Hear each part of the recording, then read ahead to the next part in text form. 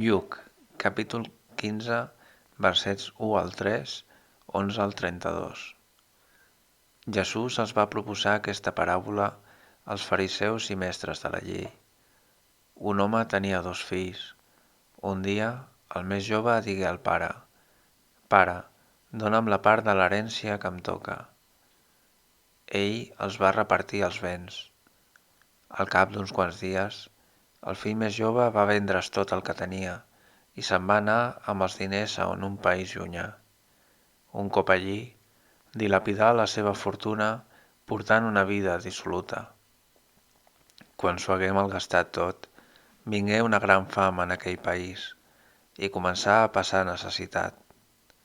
Llavors recapacità i es digué: «Quants jornalers del meu pare tenen pa de sobres i jo m'estic aquí morint de fam.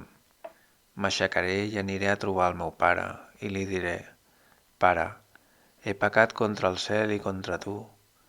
Ja no mereixo que em diguin fill teu. Tracta'm com un dels teus jornalers». I se n'anà a trobar el seu pare. Encara era lluny que el seu pare el veié i es commogué. Corregué a tirar-se-li al coll i el besà. Digué als seus criats: «Porteu el vedell gras i matem-lo. Mengem i celebrem-ho». El fill gran s'indignà i no volia entrar. Llavors el seu pare va sortir i el pregava: «Fill, tu sempre ets amb mi, i tot el que és meu és teu». Però calia celebrar-ho i alegrar-se, perquè aquest germà teu era mort i ha tornat a la vida. Estava perdut i l'hem retrobat.